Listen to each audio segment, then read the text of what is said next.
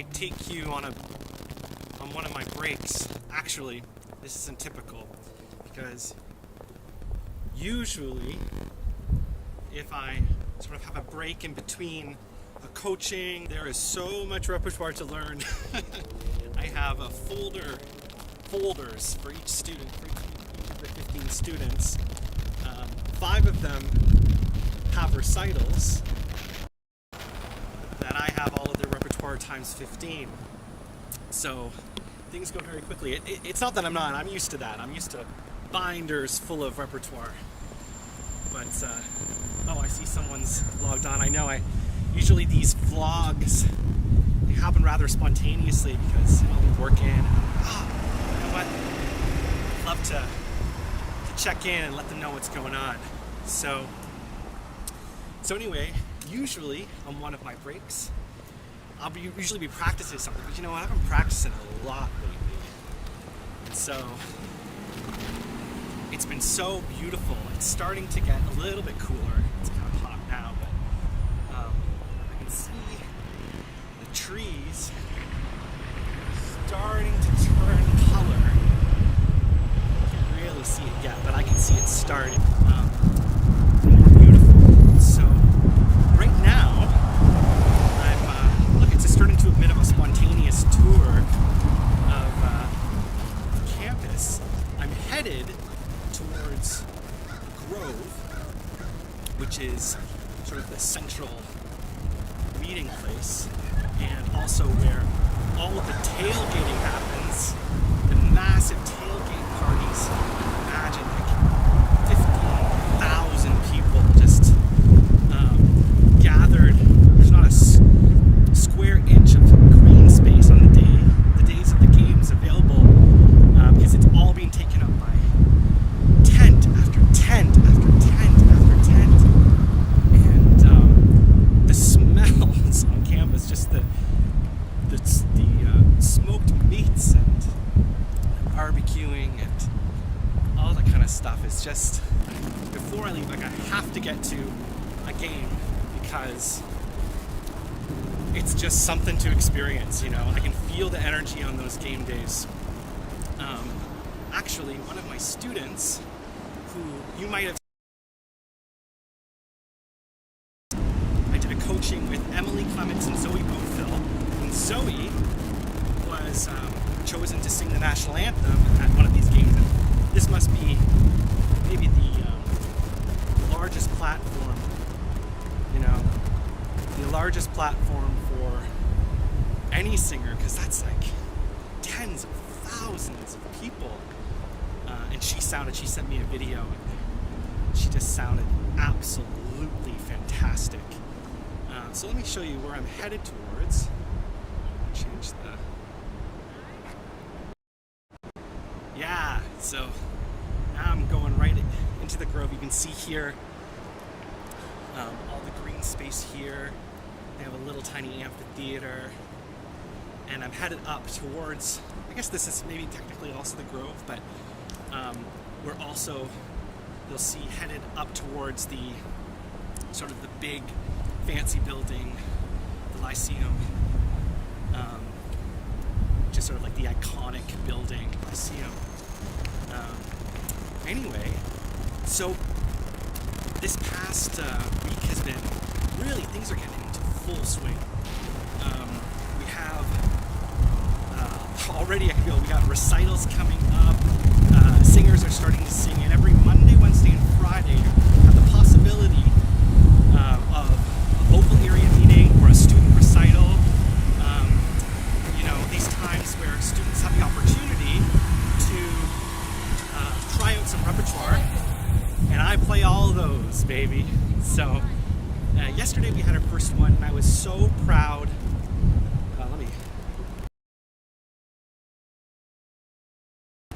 I was so proud of all the students that sang. Everyone did very well.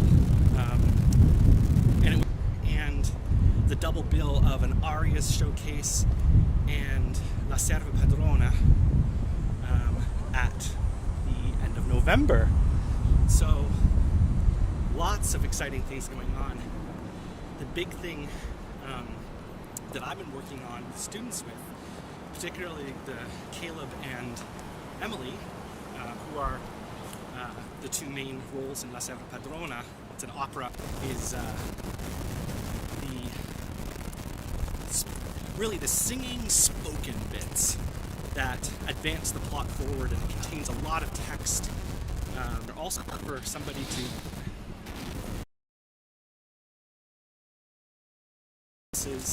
are natural enough to come across authentic, and it's always experience working on recitative. They realize how much work actually goes into working on something like that, but they also see, and I actually try to do it in such a way where they can see where it can go, how much fun that it can actually be when they finally are able to really just spout off that text like they spoke the language, that they were born speaking the language, and the recitative can be really sparkling and exciting, and that's what I want to try to give them steps and tools so that they're really rigorous in their approach. And that's always, I always want to impress upon them, it's the why of it all, the reason why, why we want to take so much pain, so many pains to get the text right, is that one, the audience will just be so much more, here, the Lyceum.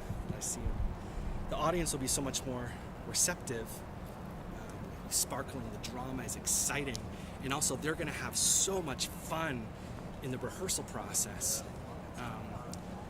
Because there's, what's not fun for an opera singer in a rehearsal process is when they get there and they sort of have the notes and they sort of have the words, but they're not connecting with it on a visceral level. And so we've been having a lot of fun and always wanting to point in our rehearsals, pointing towards the why of it all. Why do we do this? Is to get them to try to to them as human beings, as people. So the work has been very satisfying, and I feel very honored and privileged to be able to do this work and have a beautiful space in which to do that work. I love that they call me. How I was feeling about that before, but then every time they say it, and then they say, sometimes they'll say, Dr. Shannon, and I'm thinking, should I correct them or not? Anyway, it's just, I feel very lucky these days to be able to work and be paid for something that I love to do, that I feel like I'm making a difference, that my efforts and contributions are appreciated, and that I have a beautiful space in which to do that work, and guys who are rooting for me and who care a lot about what I'm doing and how I'm doing. So I'm not gonna lie, this past week, just because of the sheer amount of repertoire, sometimes it just felt like an endless amount of work, but you just take a deep breath and take one step at a time, and then get to the gym.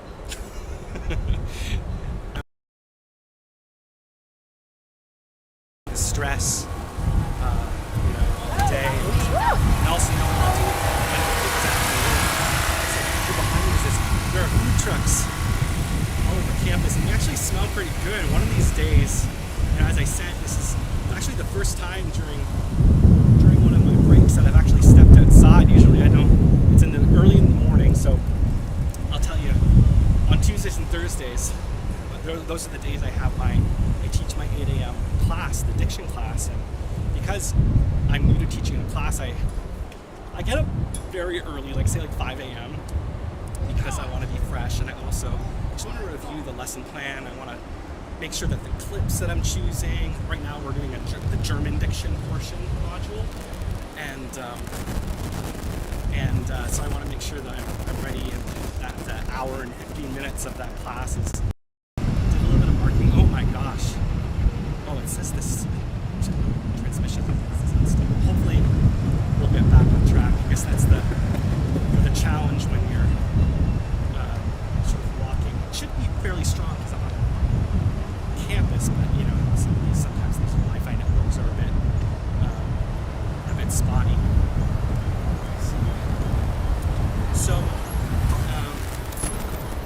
So yeah, so we have the diction class, get to school. Oh my gosh, the marking.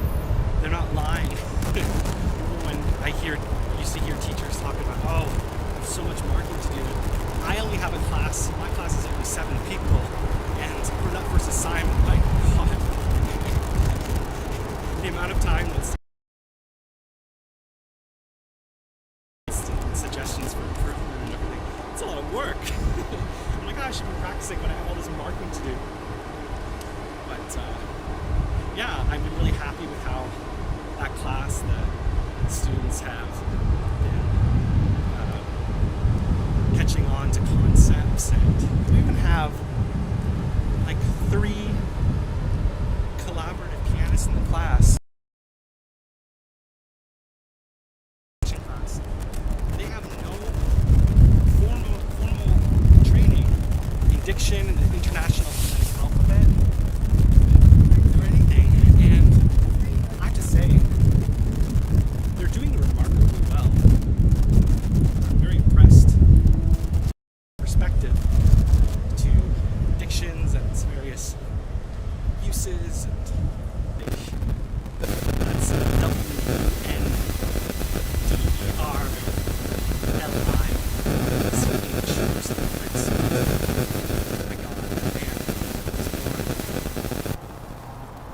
golden throat. Can't do much wrong. And so it's been a real pleasure to listen to some really excellent singing so early in the morning and share that with the students. I can't believe it's already Thursday.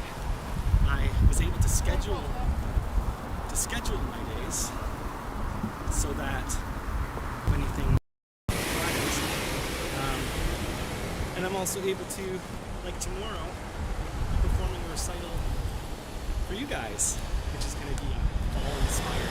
I guess it's September 21st today, so I can't remember is that the first day of fall. You can certainly feel it wanting to go that way. The mornings and the evenings are quite cool, and it's kind of perfect. I guess soon it's probably still pretty hot where you guys are, but I think the next time that I'm come to Mirabella, which will be, let's see, I think I arrive on, don't quote me on this, but I think it's the 26th, 27th. Maybe I fly on the 26th, but I get there late. So I'll be there like 27th, 28th, 29th, I believe are the dates. Oh, and I can't wait. It's going to be so pretty. So pretty in the valley and around Mirabella. We're going to be able to be on the rooftop, do some grilling, and orange blossoms are going to come. This is what I live for in Arizona around that time. So yeah, I'm really going to be spoiled at that time. It's going to be really beautiful here, and just paradise back in Arizona. So let me know in the comments what's going on with you guys. Give me some news or send me an email. I know that Eric Brash has been working on an article. He sent me drafts of this article that would explain a little bit about what I'm doing here. Eric interviewed me the last time I was at Mirabella, and it was one of the best interviews that I've ever had the pleasure of doing. He asked really, really interesting questions and really got me thinking. I'm always impressed when people come up with good and interesting questions. So that'll be, I don't know if that's been released yet, this interview, but it's certainly something that'll be a cool read. I read the first couple drafts, and this is excellent, and I think really Eric did a masterful job at distilling our chat, which was really an enjoyable chat. I really, really had a good time. And I look forward to chatting with you guys when I get back. at the end of October. I'm sure there'll be lots more to share at that point. At that point, man, I tell you, we'll be ready to, at Mississippi, like, you know, after that October visit, man, we're going to be doing recitals, we're going to be getting right to it, and things are just going to go like that. I mean, everything's going to be really packed in tight, but it's also going to be really exciting. The piano in that auditorium here is really beautiful, and I think I have everybody's permission. They just started doing kind of live streaming here for their students, and I think most of the students that I'm doing recitals with have given me permission to live stream, so I'll be able to share that with you guys in performance, which I'm really excited about, to hear you know, the improvement of these students and them to have success in their various recitals. It's a really good community here, very supportive. Students are, let's just say, I feel very valued and very lucky to be able to impart what I know, and I'm also love these days where I'm coaching a lot, you know, because I'm like I used to be, really getting into the groove of teaching again, and refining those skills, you know, that's always helpful when you're able to be doing something consistently on a daily basis, is that you know, you improve, you get better, and so I'm hoping that as the students continue to improve, that I'm also improving alongside of them. That's my wish anyway, but I feel that happening.